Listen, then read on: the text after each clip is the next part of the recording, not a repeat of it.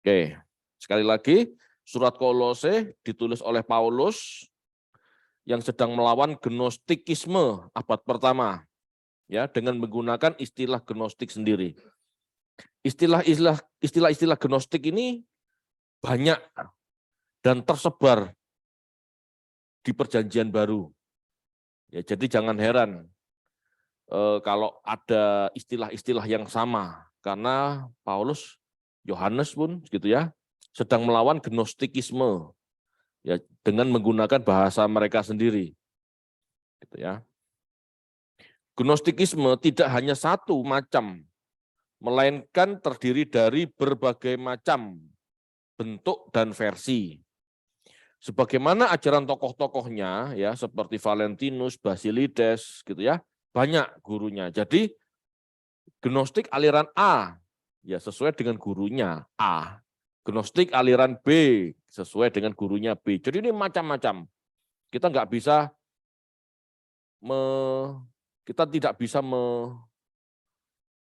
mendefinisi atau memberi ciri khusus Gnostik, karena macam-macam, gitu ya. Ada yang sependapat, ada yang tidak sependapat di satu sisi. Di sisi lain ada yang tidak sependapat, ada yang sependapat, gitu ya. Dasar pikiran Gnostik adalah pengetahuan, yaitu memiliki rahasia yang akhirnya dapat menjamin kesatuan jiwa dengan Tuhan. Ya, jadi dasar pikiran Gnostis adalah pengetahuan. Mereka mencari pengetahuan bagaimana dapat bersatu dengan Tuhan. Keinginan mereka sama, manunggaling kawula Gusti itu sama. Tetapi bagaimana caranya itu berbeda. Ya, kalau kita melalui Tuhan Yesus, melalui ajaran Tuhan Yesus. Kalau mereka melalui filsafat-filsafat, melalui ritual-ritual mistis, gitu ya. Sinkritisme adalah inti Gnostik. Sinkritisme adalah inti Gnostik. Jadi sinkritisme, campuran agama-agama, ya, kombinasi agama ini dengan pengetahuan ini, kombinasi agama ini dengan agama ini, kombinasi, gitu ya, ritual ini dengan ritual itu, kombinasi. Itu ciri Gnostik. Ya. Sebelum kedatangan Yesus, kebatinan timur, asketisme, astrologi itu sudah mewarnai dunia Yunani dan Romawi. Jadi di zaman itu, di abad pertama, ya, Gnostik itu sudah berkembang. Ya. Kebatinan timur berkembang, asketisme berkembang, orang topo, semedi, nyepi, ngilmu itu sudah ada. Ya, jadi jangan dianggap yang ilmu itu cuma di Jawa. Di sana pun ngilmu, gitu ya. Moteh, puasa Senin Kemis, itu sudah. Orang Farisi aja Senin Kemis puasanya, kan sama tuh ya. Itu semua sudah mewarnai dunia Yunani dan Romawi. Mereka takut akan kematian, jadi mereka mencari cara supaya mereka bisa hidup kekal.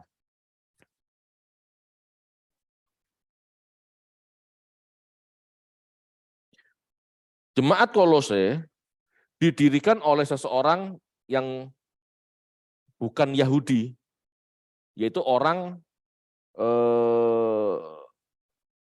Kolose sendiri, ya, namanya Epafras.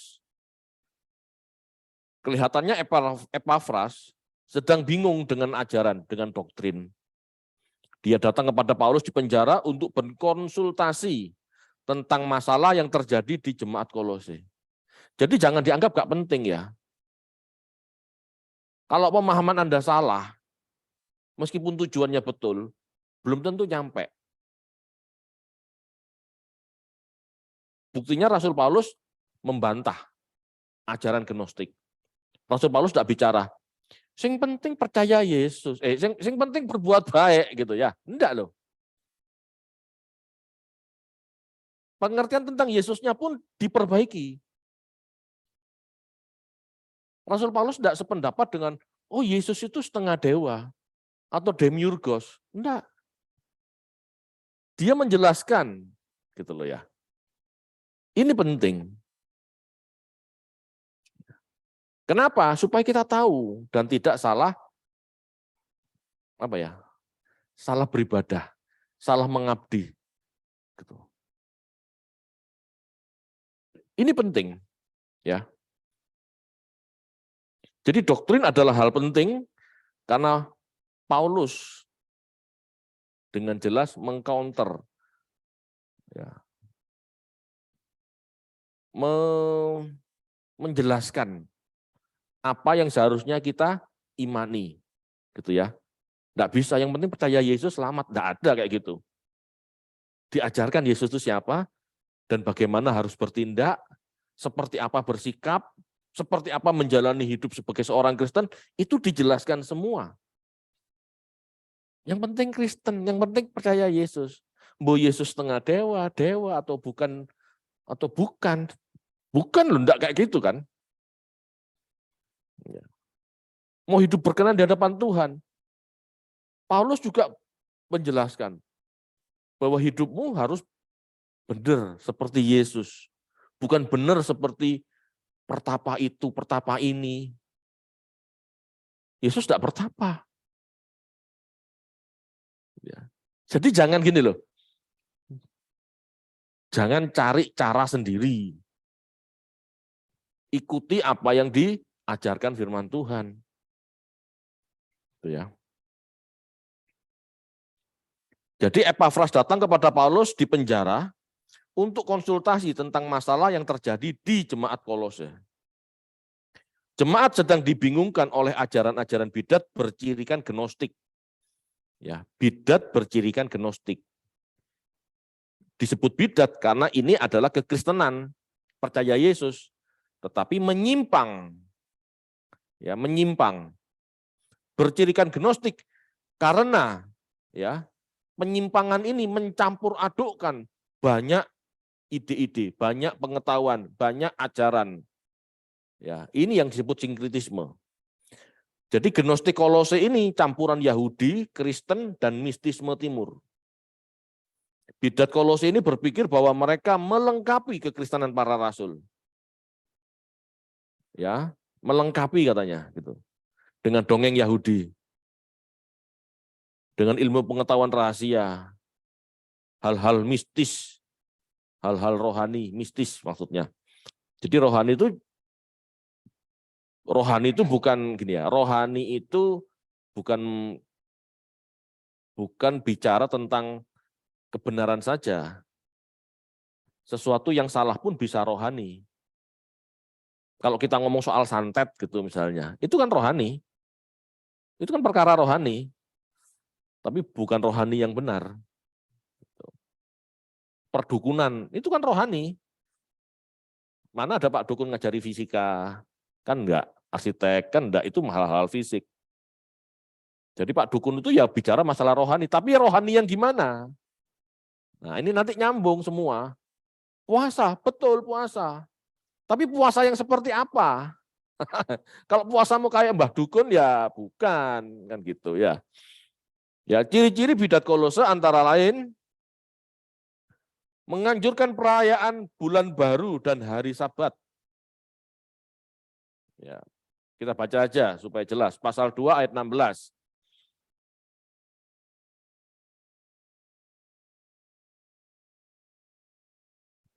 Kolose 2 ayat 16. Karena itu janganlah kamu biarkan orang menghukum kamu mengenai makanan dan minuman atau mengenai hari raya, bulan baru ataupun hari Sabat.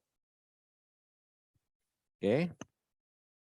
Jadi perayaan-perayaan bulan baru, tahun baru, hari Sabat itu adalah tradisi. Jika menganggap tahun baru, bulan baru, hari Sabat, hari-hari tertentu berbeda dengan hari lainnya, maka itu bukan ajaran Tuhan. Jelas itu tradisi. Ya, jelas itu tradisi. Bahkan bisa dikatakan dongeng, ya. Itu enggak benar. Bagi seorang Kristen setiap hari sama di hadapan Tuhan. Hari Senin, hari Selasa, hari Rabu, hari Kamis, Jumat, Sabtu, Minggu sama saja.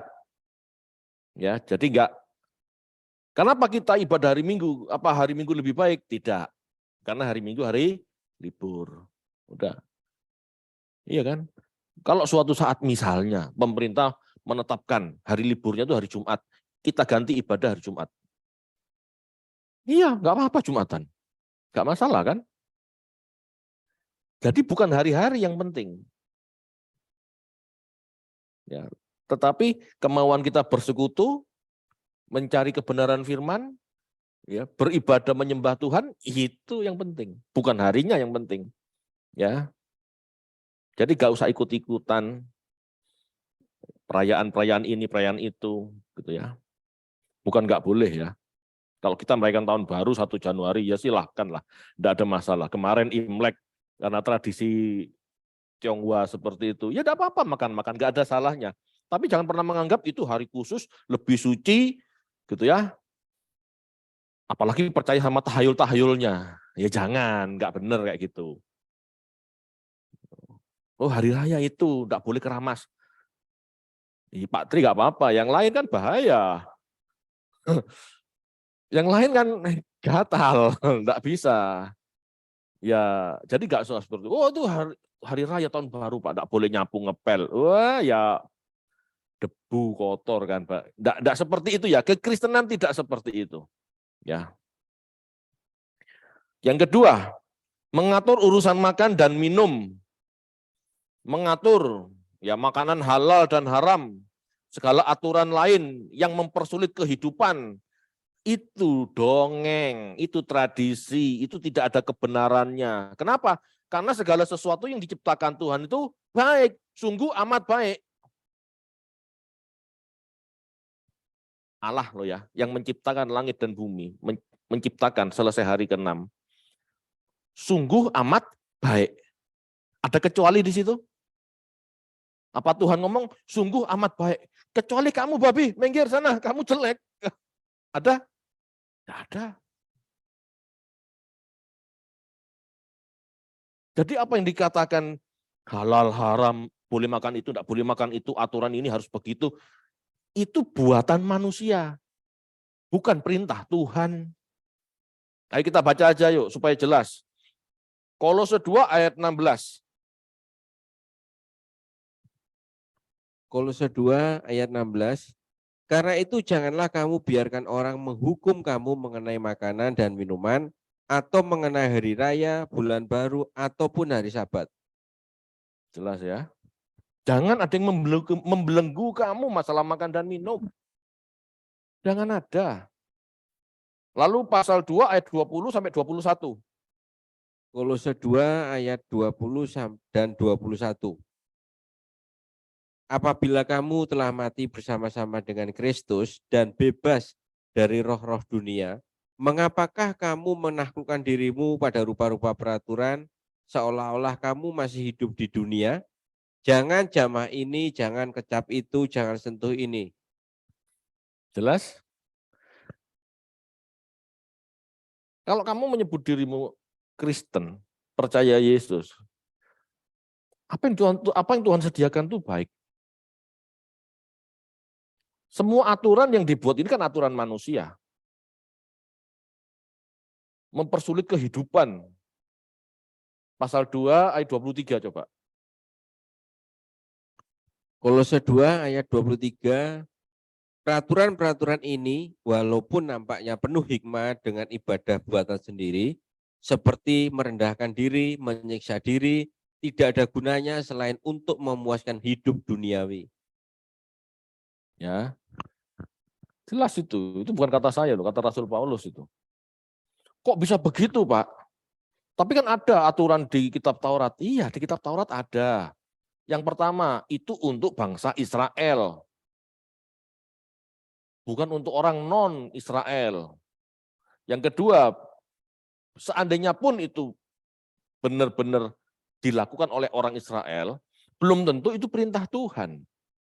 Apa yang ada di kitab Taurat itu belum tentu perintah Tuhan.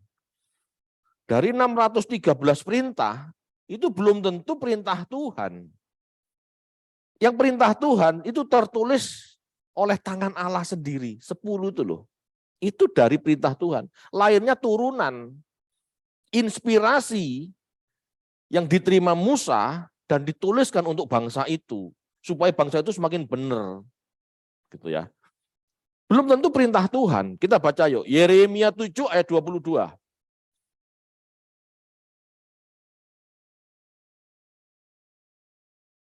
Yeremia 7 ayat 22. Sungguh pada waktu aku membawa nenek moyangmu keluar dari tanah Mesir, aku tidak mengatakan atau memerintahkan kepada mereka sesuatu tentang korban bakaran dan korban sembelihan. Nah,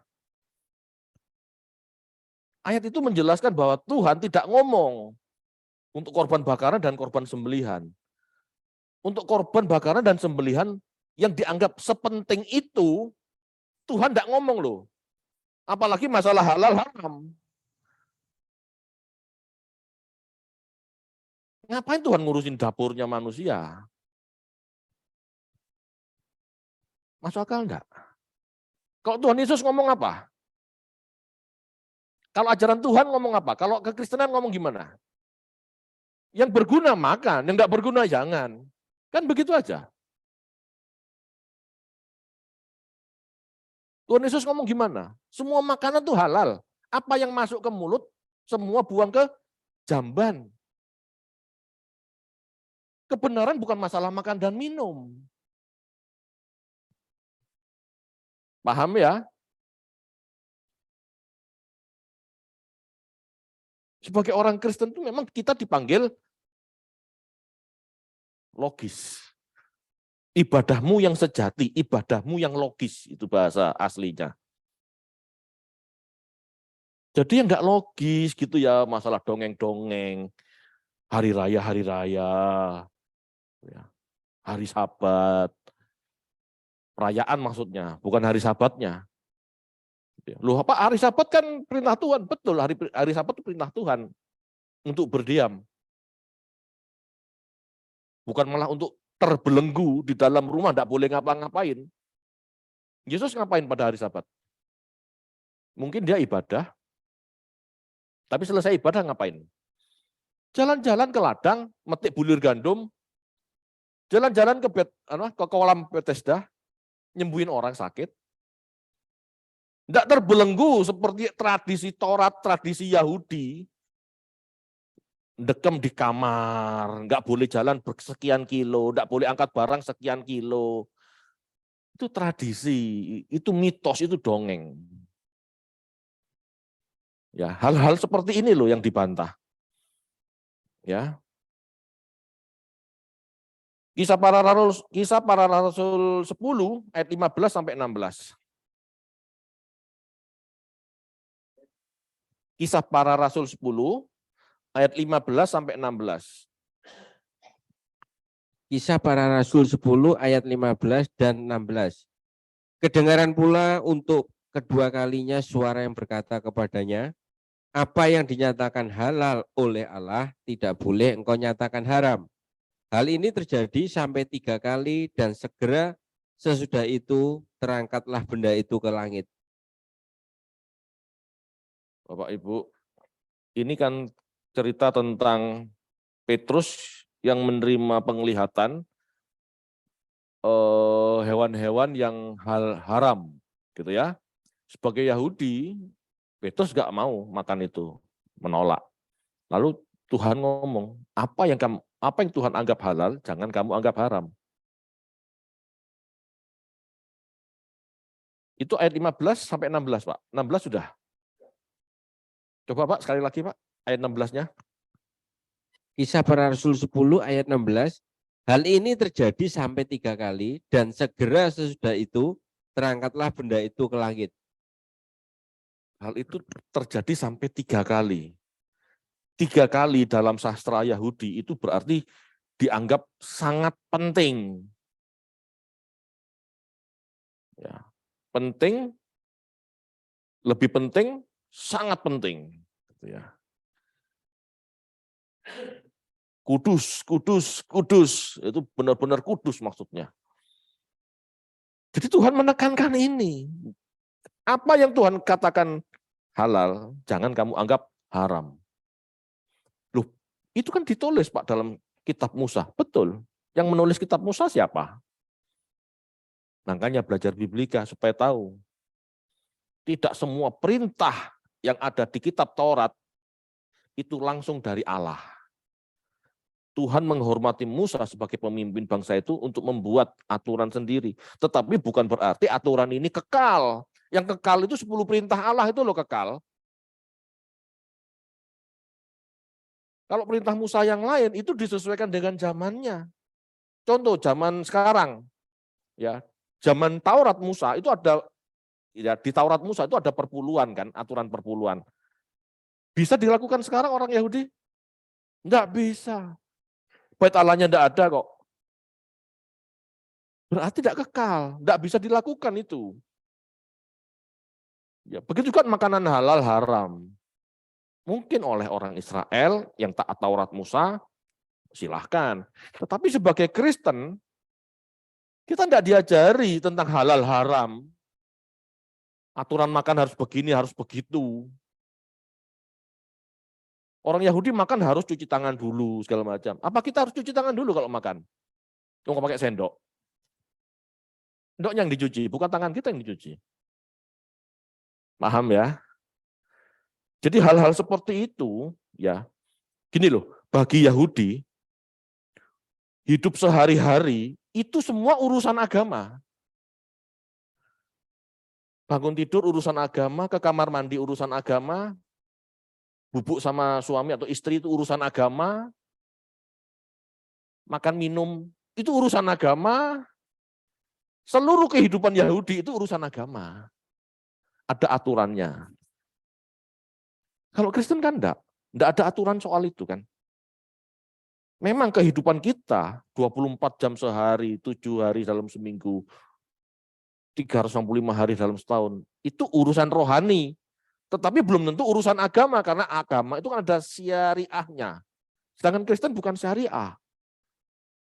Tetapi apapun yang kamu lakukan, makan atau minum, lakukanlah untuk Tuhan. Itu pertimbangannya, bukan aturan. Jelas ya? Ini beda loh. Kenapa ini saya ungkap sekarang? Ya karena satu, materinya memang tentang Kolose. Yang kedua, banyak Kristen yang aneh-aneh. Kembali masuk ke Taurat gitu. Seolah-olah punya Taurat baru. Enggak ada, kekristenan enggak punya Taurat. Ya. Kekristenan itu bergerak berdasarkan apa? Pikiran, perasaan Tuhan sendiri. Oke? Lanjut. Membanggakan penglihatan-penglihatan. Memberikan peranan secara khusus pada malaikat-malaikat. Ya. Kristen percaya malaikat, tetapi Kristen tidak menempatkan malaikat pada urusan kita sama Tuhan. Enggak. Malaikat itu utusannya Tuhan, pelayannya Tuhan. Yang berhak ngatur malaikat Tuhan, bukan kita. Jadi kita enggak ada urusan sama malaikat sebetulnya. Tapi kan kita ada malaikat penjaga, Pak. Betul. Tapi malaikat penjaga itu kan sesuai perintah Tuhan, bukan perintah kita. Kita enggak berhubungan sama malaikat. Kita berhubungannya sama Tuhan. Perkara Tuhan nyuruh malaikat jaga, Tuhan suruh malaikat tempeleng, itu urusannya Tuhan. Kayak Herodes ditempeleng malaikat, kan ya jadi perintah Tuhan pasti. Ya, tapi kita enggak ada urusan sama malaikat. Gitu ya. Kita baca aja pasal 2 ayat 18.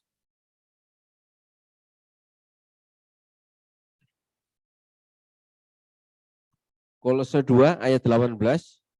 Janganlah kamu biarkan kemenanganmu digagalkan oleh orang-orang yang pura-pura merendahkan diri dan beribadah kepada malaikat, serta berkajang pada penglihatan-penglihatan dan tanpa alasan membesar-besarkan diri oleh pikirannya yang duniawi.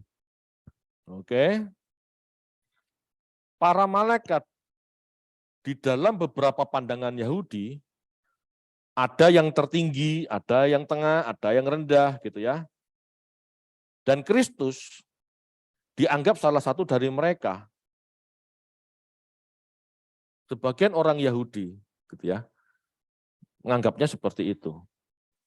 Gnostik juga. Jadi Kristus itu bukan Allah, tetapi ciptaan atau malaikat. menurut beberapa pandangan Yahudi atau Gnostik. Ya. Mereka menganggap Yesus bukan Allah, tetapi satu dari beberapa mediator. Seperti saya jelaskan yang lalu, kalau kita memahaminya Yesus keluar dari Allah, hikmat Allah keluar dari Allah, logos keluar dari Allah, itu berarti Allah. Ya. Dan dia menciptakan semesta. Tapi bagi filsafat Yunani, menurut Philo, ya, hikmat yang keluar dari Allah ini malaikat. Bukan Allah, tapi malaikat. Ya. Dan dia menciptakan alam semesta ini. Nah, yang mana? Ya, yang mana? Iman Kristen menyatakan Yesus sehakikat Allah. Dia keluar dari Allah, dia berarti sehakikat Allah. Dia firman Allah. Ya, bukan ciptaan, tetapi dilahirkan. Sebab dikatakan apa? Pada mulanya dia bersama Allah. Kalau para malaikat sebelum penciptaan ya tidak ada. Tetapi kalau Yesus, Logos, Sophos, anak Allah, pada mulanya bersama dengan Allah. Dia ada di dalam diri Allah. Allah selalu punya firman dan roh. Jadi Allah Tritunggal itu. Allahnya satu. Di dalam Allah ini ada firman, ya, hikmat gitu ya. Ada juga roh yang menguasai semesta. Pada saat logos atau hikmat keluar dari Allah, kan tidak berarti Allah kehilangan hikmat. Gitu loh. Jadi hikmat Allah inilah Allah sendiri gitu loh, yang mengerjakan segala sesuatu. Berbeda sama teologi sebelah. Ya, ngerti ya teologi sebelah? Allah menciptakan dunia dengan kalimat jadi. Jebret, ngerti maksudnya? Kalau kekristenan enggak. Kekristenan Allah menciptakan dunia melalui sang anak, melalui sang firman. Firmannya lahir, muncul, dan dia yang mengerjakan semuanya. Jadi jangan pernah berpikir seperti tetangga lo ya. Maka Allah firman jadi. Jadi bulan, jadi bintang, jadi. Tidak ada yang seperti itu di kekristenan. Allah bekerja melalui proses. Dan itu prosesnya proses panjang. Yom 1, Yom 2, Yom 3. Itu masa yang panjang 1, masa yang panjang 2, masa yang panjang 3. Dari bentuk sederhana, terus berkembang. Tidak sulapan, Tuhan itu tidak main sulapan. Ya, jangan seperti tetangga. Jadi rumah, jadi bulan, jadi. Tidak ada seperti itu ya. Siapa yang menciptakan semua itu? Sang anak melalui proses. Ya, jadi Yesus atau logos atau hikmat adalah anak Allah, sehakikat Allah, bukan ciptaan. Karena sebelum dia menciptakan dunia, dia ada bersama-sama dengan Allah. Dan firman itu adalah Allah. Nah, itu ajarannya ya.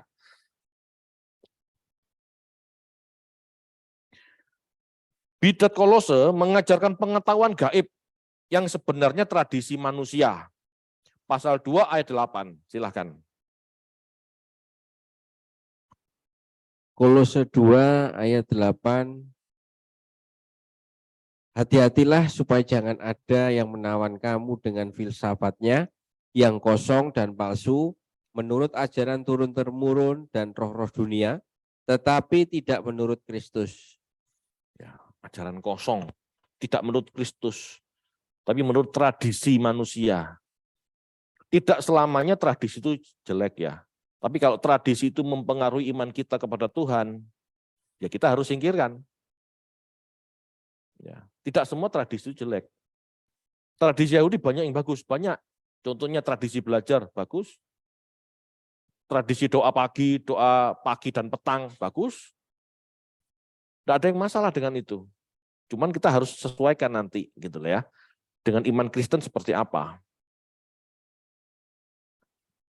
Bidat Kolose percaya keselamatan terdiri dari memiliki gnosis, pengetahuan rahasia, disampaikan dengan serangkaian ritual dan praktek-praktek asketis seperti pertapaan, gitu ya, ngilmu.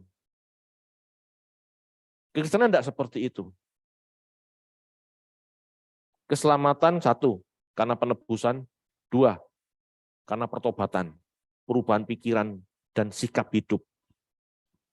Keselamatan Kristen dua itu. Bukan penebusan saja. Apa artinya ditebus kalau nggak mau dididik? Apa artinya ditebus Tuhan kalau tidak jadi seperti Kristus? Karena di dunia ini cuma ada dua, seperti Kristus atau seperti setan, gitu aja. Kalau kamu dididik, ya kalau kamu ditebus, tidak mau dididik dan hidupmu seperti anak setan, lalu hanya karena KTP Kristen kita masuk surga, rusak surga. Ya, jadi pengertian kita tidak seperti itu. Tuhan katakan apa? Kerjakan keselamatanmu. Tuhan katakan apa? Berjuanglah melalui pintu yang sempit itu. Jadi bukan penebusan saja. Habis tebus berjuang. Kalau Tuhan nggak menebus, Anda berjuang seperti apapun pasti gagal. Tetapi karena ada penebusan, perjuangan kita itu memungkinkan kita bisa berhasil. Jadi jangan dianggap gampang masuk kerajaan surga itu. Ya. Kayak panitia-panitia surga itu. Hanya karena tidak seagama, kafir, tidak masuk surga. Lah siapa yang punya surga? Kok buat aturan sendiri? Nah, itu loh yang harus disadari sama manusia itu. Makanya kita harus cari jalan yang benar. Yesus ngomong, akulah jalan, kebenaran, dan hidup. Jalan, kebenaran, dan hidup. Ya kita harus temukan jalan itu. Jalan yang seperti Yesus lalui itulah jalannya. Ya, enggak boleh ngarang, enggak boleh ngilmu, enggak boleh aneh-aneh gitu ya. Harus sesuai dengan jalannya Yesus. Oke. Semua ya yang sudah kita bahas tadi, bidat Kolose itu dikomentari ya sama Rasul Paulus seperti ini. Di Kolose 2 ayat 8, ayo dibaca lagi yuk. Kolose 2 ayat 8, hati-hatilah supaya jangan ada yang menawan kamu dengan filsafatnya yang kosong dan palsu, menurut ajaran turun-temurun dan roh-roh dunia, tetapi tidak menurut Kristus. Di sini Paulus membantah bidat Kolose. Dengan berkata apa? Hati-hatilah. Pastikan atau waspadalah. Kalau dikatakan hati-hatilah atau waspada, ya, ini sebuah kalimat present aktif imperatif, berarti kalimat perintah. Kalimat perintah untuk saat itu. Secara aktif kita harus waspada. Gitu ya. Orang Kristen harus selalu menjaga, waspada terhadap kemerdekaan Kristen mereka. Dalam Kristus, ya. Orang Kristen harus selalu menjaga kemerdekaan mereka dalam Kristus. Jadi kita bebas, tidak terikat hukum ini, tradisi itu, tetapi tetap dalam ajaran Kristus. Itu maksudnya. Kita harus waspada dari guru-guru dan ajaran palsu yang membelenggu. Tuhan sudah mencerdaskan kita, membebaskan kita dari segala ritual ini, itu, aturan ini, itu. Supaya kita bebas, menjadi manusia bebas yang bisa mengasihi Tuhan dengan logis. Enggak aneh-aneh. Ya. Namun juga jangan menjadi batu sandungan kepada saudara-saudara yang lebih lemah imannya. Ya. Seringkali sulit untuk menyatakan perbedaan di antara kedua kelompok ini, antara ajaran palsu dan orang-orang yang lemah iman. Ini sulit membedakan. Kenapa? Karena dua-duanya, gitu ya, dua-duanya itu sama-sama punya ajaran yang sama atau cenderung mirip. Ya.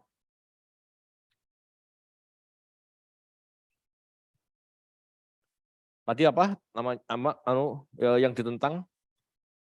Perayaan hari tahun gitu ya. Gitu aja dah. Lalu apa? Aturan-aturan, berbagai aturan. Aturan makan atau minum. Ya, ini atau itu, udah gitu aja. Kebanyakan soalnya aturannya. Lalu mereka bangga sama penglihatan-penglihatan. Ya, membanggakan penglihatan atau pendengaran, ini sama saja. Penglihatan roh, vision, saya melihat ini, saya mendengar ini, Tuhan berpesan. Nah itu, contohnya itu, pendengar. Ya, lalu ada ritual-ritual, senangannya ritual, ya, pakai kembang. Ada yang gitu? Ada ritual.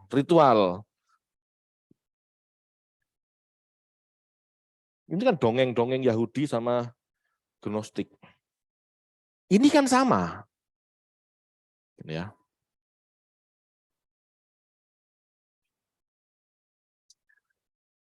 Di Yudaisme kayak begini ada, betul? Yudaisme. Tapi di sisi lain, orang mistisme timur, orang mistik, gitu ya, orang mistisme timur, orang mistis.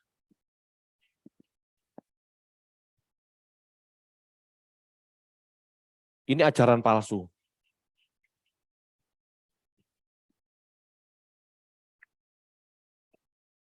Orang Kristen Judaisme, orang Kristen Yahudi yang pakai perayaan-perayaan gini, ini sebutannya lemah iman.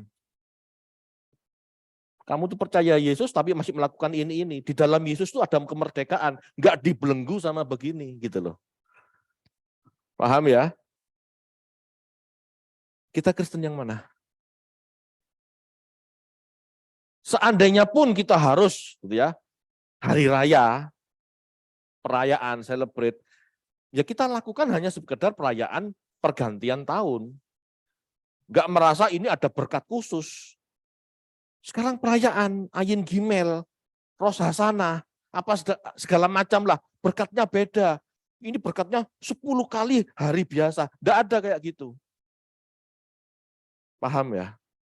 Seandainya pun kita berpuasa, melakukan ritual, gitu ya, kita punya alasan khusus. Bukan merasa dengan ritual kita tambah sakti atau tambah saleh. Tidak. Kita puasa merendahkan diri. Beda. Makanya perlu belajar. Kalau enggak ngawur puasanya. Ngerti ya? Ini loh Gnostik itu. Campur aduk ajarannya itu. Dan ada mirip-mirip. Dua golongan ini, Paulus katakan, sulit membedakan. Kalau untuk orang yang lemah iman, kita ngalah kan kadang-kadang. Kan gitu ajarannya. Kalau kamu makan, kalau kamu makan bersama saudara-saudaramu yang lemah iman, ya kamu jangan membuat sek mereka. Ada makanan untuk persembahan berhala, ya kamu jangan makan. Karena mereka lemah iman, mereka anggap itu makanan kan untuk dewa-dewanya. Roh-roh. Emang enggak ada roh makan ayam? Ya. Kalau kita tahu itu makanan enggak ada yang makan sebetulnya, makan aja. Tetapi bagi orang yang enggak punya pengertian itu kan lemah iman disebutannya. Jangan jadi batu sandungan. Nah orang seperti ini kadang-kadang membingungkan. Bisa juga mereka menganut mistisme timur. Bisa juga mereka memahami mistisme. Oh, aku enggak mau makan persembahan berhala. Enggak ilok, nanti kualat. Nah, ini kan mistisme timur. Jadi harus bagaimana kita? Harus bagaimana? Kalau saya, pertanyaan itu bagi saya sekarang, saya lebih suka mencerdaskan orang yang lemah iman dan mencerdaskan orang yang terpengaruh ajaran palsu. Dan saya tetap makan makanan itu, tidak ada masalah. Ayo, apa maksudmu? Lebih baik dijelaskan seperti sekarang. Berarti boleh enggak Pak kita makan makanan persembahan, misalnya ada orang Imlek, gitu. Terus ada sembayangan, cengbing gitu, ada babi guling. Makan itu boleh enggak? Makan aja, apa? Emangnya siapa yang makan itu? Ingat loh, roh itu enggak makan daging, roh itu enggak makan singkong. Gitu loh. Memang kalau ada makanan lain lebih baik makanan yang lain. Ini kan bicara tentang kebenaran. Kalau jika kita diperhadapkan, gitu loh. Ya, ini pentingnya belajar.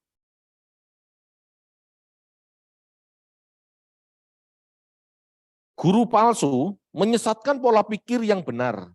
Sementara saudara-saudara lemah iman menyarankan pilihan praktek agamawi. Biasanya kalau ketemu orang yang Yudaisme, Kristen yang ke Yahudi-Yahudian gitu ya, itu menyarankan hal-hal agamawi. Gitu ya. Sahabat tidak boleh begini, tidak boleh begitu. Kalau makan cuci tangan dulu. Nah, itu orang yang lemah iman itu. Ya. Menyarankan praktek agamawi. Tapi kalau guru palsu menyesatkan pola pikir. Menyesatkan pola pikir. Enggak gini enggak, enggak ilok. Enggak boleh. Kalau belum kawin, enggak boleh makan telur urutan yang di dalam telur yang di dalamnya ayam itu. Nanti enggak bisa hamil. Ini kan mitos. Tapi yang makan papa mamanya. Kan itu. Ya.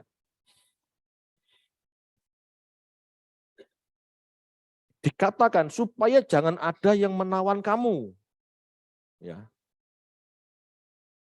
Jangan ada yang membelenggu kita dalam bertuhan itu, jangan ada belenggu dengan ajaran-ajaran seperti itu.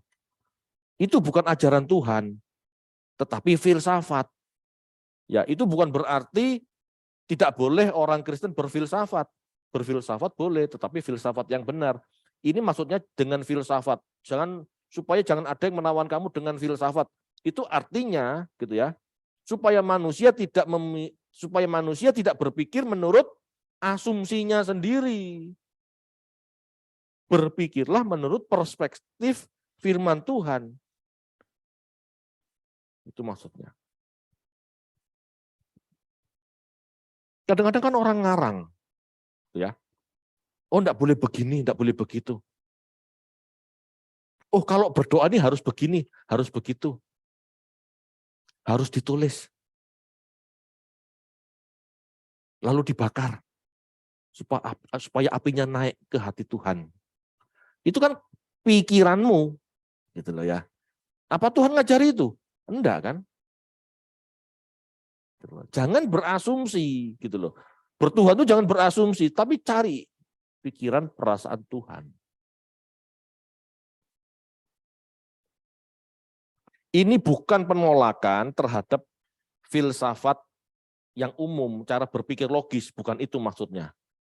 Bukan melarang berpikir logis gitu maksudnya, tetapi yang dimaksud jangan terbelenggu sama filsafat, jangan terbelenggu dengan pola pikir spekulatif dari guru-guru palsu.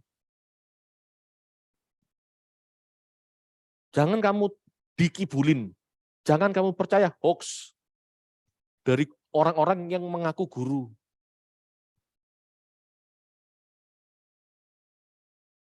Kita kalahkan iblis. Kita buat pedang dari gabus. Lalu kita buat iblis-iblisan dari gabus. Kita potong. Matilah iblisnya.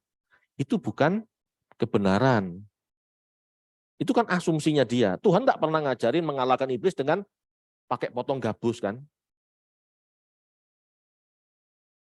Ngerti maksudnya ya? Ayo berpikir dengan cerdas. Apakah bidat Kolose ini masih ada Pak sampai sekarang? Kalau saya lihat ya, banyak kemiripan-kemiripan dari bidat Kolose yang masih hidup. Meskipun mereka bukan bidat Kolose dari sana gitu loh ya.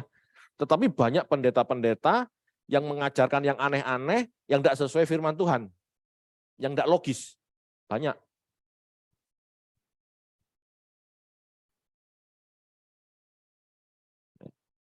Orang Kristen tidak seperti itu. Tabur ini, tabur itu, patok ini, patok itu. Tuhan Yesus tidak ngajarin begitu loh. Ya.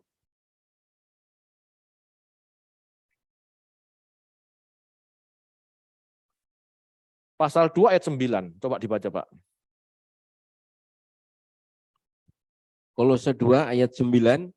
Sebab dalam dialah berdiam secara jasmania seluruh kepenuhan kealahan.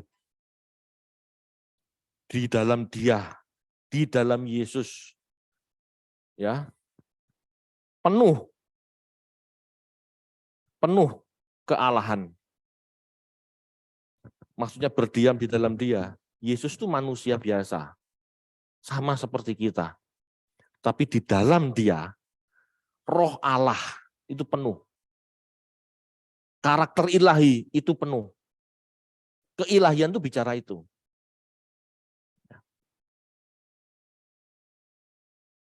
Bukan mujizatnya ya.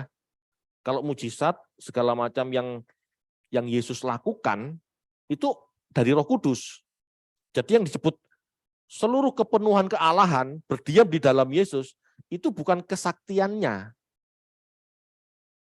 Ya. Karena mujizat dan segala kesembuhan yang lain itu Roh Kudus yang mengerjakan. Ya. Sama seperti kita, kalau kita dipenuhi Roh Kudus, dapat karunia tertentu dari Roh Kudus, kita bisa buat mujizat. Yesus melakukan mujizat itu dari Roh Kudus. Jadi yang disebut kepenuhan kealahan di sini adalah apa? Karakter ilahinya, kasihnya, ketaatannya, kebaikannya, itu seperti yang Tuhan, yang seperti yang Allah harapkan. Itulah keilahian. Lemah lembutnya, sikapnya, itu keilahian. Jadi orang selama ini berpikir salah. Banyak orang Kristen berpikir Yesus itu manusia, 100% manusia, 100% Allah, karena dia sakti Pak, berjalan di atas air, menyembuhkan orang sakit. Bukan, tidak seperti itu. Kita baca ya. Kisah Para Rasul 10.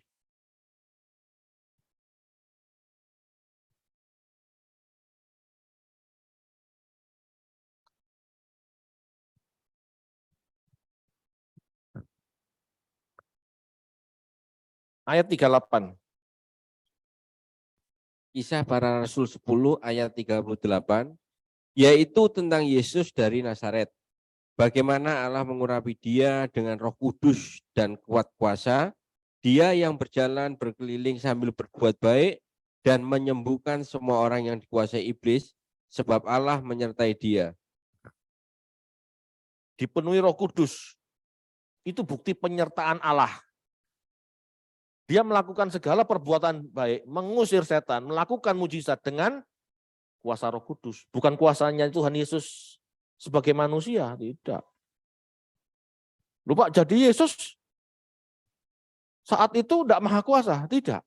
Karena dia mengosongkan diri. Segala kuasa dia serahkan pada Bapa. Dia benar-benar menjadi manusia. Tetapi karena jati dirinya itu adalah firman, jati diri itu adalah roh anak Allah, gitu ya. Maka yang karakter yang muncul itu karakter ilahi. Kamu melihat Bapak, kamu melihat aku, ya melihat Bapak. Bapak itu penuh kasih, Bapak itu adil, Bapak itu taat, lemah lembut, Bapak itu sederhana, enggak matre. Itu loh Bapak. Itu loh sikap ilahi. Itulah kepenuhan kealahan itu. Bukan kepenuhan Allahan dalam sekali lagi dalam arti sakti mandraguna, tidak, karena semua yang dilakukan Yesus selama hidup sebagai manusia itu pekerjaan Roh Kudus. Ini bukan kata saya, Kisah Para Rasul 10 ayat 38. Itu jelas. Ya. Berbeda dengan Gnostik. Gnostik pikir Yesus setengah dewa, demiurgos, sehingga dia punya kesaktiannya sendiri. Tidak, Yesus tidak punya kesaktiannya sendiri. Yesus diurapi Roh Allah. Ya. Yesus penuh roh. Allah mengurapi dia dengan Roh Kudus dan kuat kuasa, pengurapan. Kalau Yesus itu melakukan segala mujizat dengan kesaktiannya, dengan kuasanya, ngapain Roh Allah menguasai dia? Masa jeruk minum jeruk? Ngerti maksudnya ya? Lah sudah sakti ngapain ditambah kesaktian sama Allah? Enggak perlu. Jadi Yesus melakukan itu bukan dengan kesaktiannya, bukan dengan kuasanya gitu loh. Mujizat yang dilakukan selama hidup itu karya Roh Kudus, pengurapan Allah. Ya, Yesus mengosongkan diri. Yesus mengosongkan diri. Kenosis. Dia benar-benar menjadi manusia. Bukan menyamar, ya, bukan menyamar. Anak Allah ini turun sebagai manusia tidak menyamar, tetapi menjadi manusia. Menjadi manusia berarti hidup dengan segala keterbatasannya.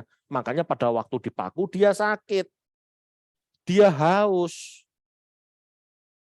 Pada waktu dia berdoa berpeluh darah karena dia stres, depresi itu. Depresi tingkat tinggi. Untuk taat masuk ke salib itu depresi dia. Dia manusia. Makanya Allah membanggakan. Bapak membanggakan anaknya. Karena anaknya saat menjadi manusia, dia bisa taat sampai mati. Dengan demikian maka seharusnya manusia bisa meneladani Yesus yang taat sampai mati. Seharusnya bisa, wong Yesus bisa kok. Itu maksudnya. Kalau tidak mungkin Allah menyuruh, sempurnalah engkau seperti Allah, seperti Bapa. Tidak mungkin. Paham ya? Tidaklah kamu hidup seperti Yesus hidup, itu memungkinkan gitu loh. Karena manusia Yesus bisa. Enggak ada alasan tidak bisa, karena Yesus manusia biasa. Dia menyerahkan segala kemuliaan, itu kuasanya maksudnya, kepada Allah pada saat kenosis itu. Jadi bukan seperti demiurgos yang setengah dewa, seperti Hercules. Tahu ya cerita Hercules? Dia sakti, gitu ya, kuat. Kenapa? Anak dewa. Bukan seperti itu. Ya, jadi Anda harus jelas.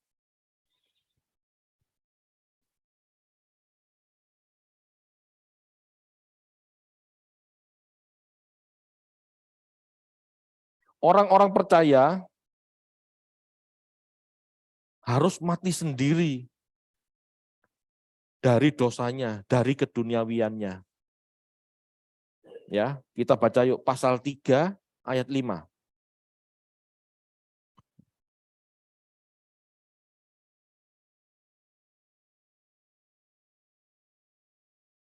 Kolose 3 ayat 5. Karena itu matikanlah dalam dirimu segala sesuatu yang duniawi, yaitu percabulan, kenajisan, hawa nafsu, nafsu jahat, dan juga keserakahan yang sama dengan penyembahan berhala.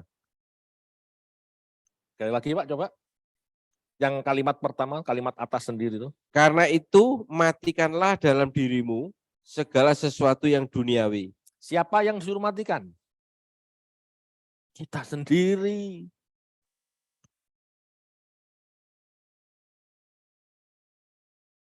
Kita sendiri yang harus mematikan segala macam yang duniawi dalam diri kita. Roh Kudus memberi kekuatan, Roh Kudus menolong, tapi kita sendiri yang melakukan.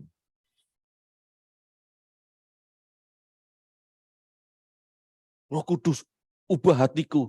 Enggak, Anda yang merubah hati Anda. Roh Kudus nanti membantu mengingatkan. Tapi Anda harus melakukannya sendiri. Anggaplah anggota-anggota tubuh duniawimu itu mati. Itu bahasa lainnya, terjemahan lain. Atau kamu harus membunuh segala sesuatu yang duniawi di dalam diri kamu. Itu bahasa lainnya. Jadi kita yang harus aktif membunuh monster kita. Ini perjuangan. Banyak orang tidak ngerti. Mereka pikir bertuhan itu sulapan. Kasih karunia Pak Tuhan saya jadi baik. Loh, gimana jadi baik? Ya langsung begini, langsung jadi baik, otomatis. Celing. Makanya teologi proses itu penting. Karena tidak ada yang sulapan. Penciptaan dunia ini proses panjang. Perubahan karakter, proses panjang. Kalau Tuhan menciptakan tuh kun fayakun, langsung jadi, yang jadi, gitu ya. Sulapan dalam satu hari jadi. Maka kita pun bisa sehari jadi berubah. Apa sulitnya? Seharusnya kan.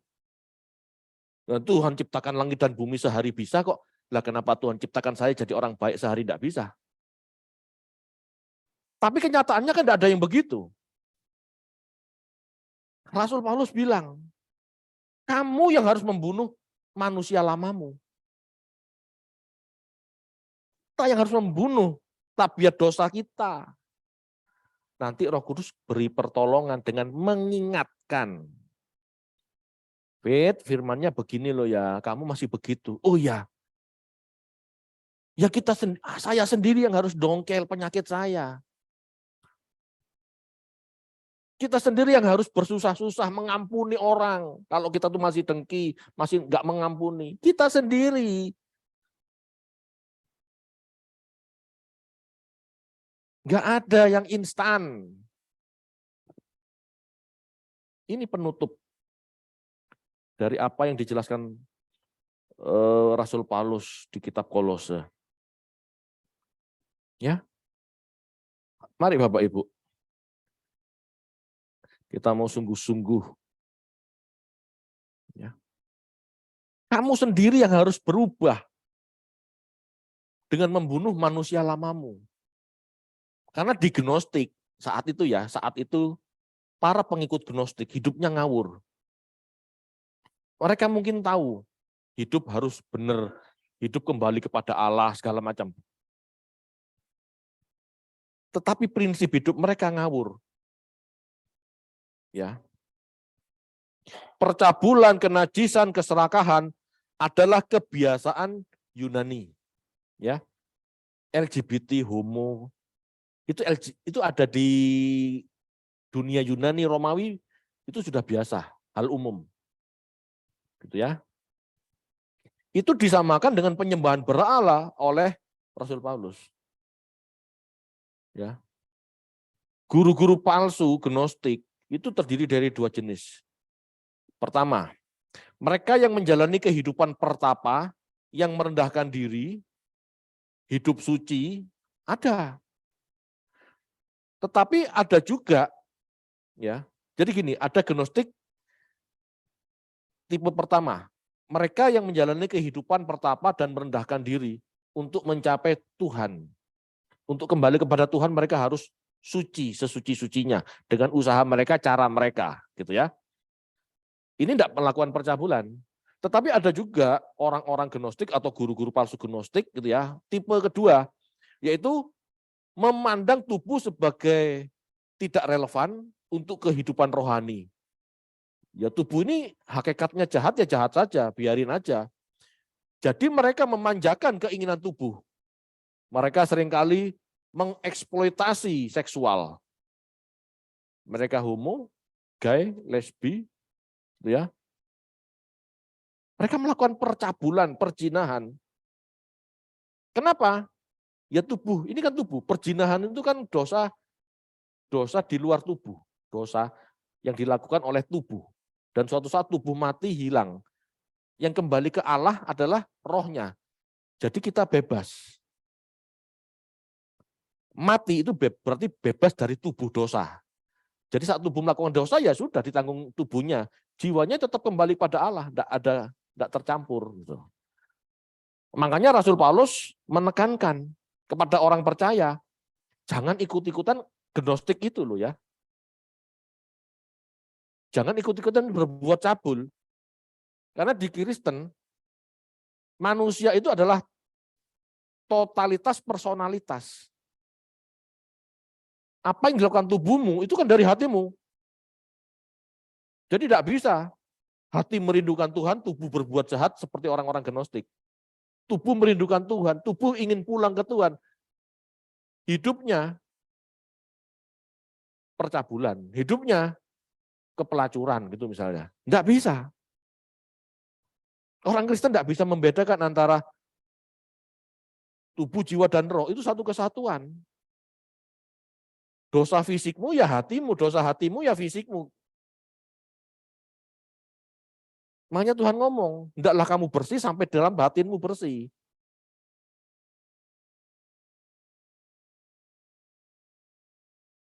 Kamu melakukan perbaikan, kamu lakukan perbuatan-perbuatan baik, sedekah segala macam, hatimu busuk, dia tetap busuk kok. Kekristenan adalah perubahan pola pikir. Menjadi ciptaan baru itu mulai dari batin. Lalu pada kelakuan, perbuatan, dan akhirnya menjadi karakter. Itu kekristenan. Ya, jangan tercampur sama pola pikir gnostik yang seolah-olah yang penting percaya Yesus, perbuatan baik tidak perlu. Nah ini mirip-mirip gnostik kayak gitu itu. Hidupnya ngawur, kejam. Kalau ngomong sama orang nggak mikir perasaan gitu ya. Tapi aku percaya Yesus. Hatiku tidak berniat jahat loh. Cangkemku tok elek. Nggak bisa kayak gitu. Nggak bisa seperti itu. Ya, harus benar-benar berubah. Yang enggak mudah ini yang begini kan. Makanya ada proses. Kita dikasih waktu 40 tahun, 70 tahun untuk berubah. Ayo mikiri ini, jangan mikir yang gini. Jangan mikiri barang fana tok. Mikiri perubahan kita yuk. Ya. Jadi ini paparan surat Kolose bagian ketiga sudah selesai. Oke. Saya tutup sampai di sini. Dan kalau ada pertanyaan, saya persilahkan.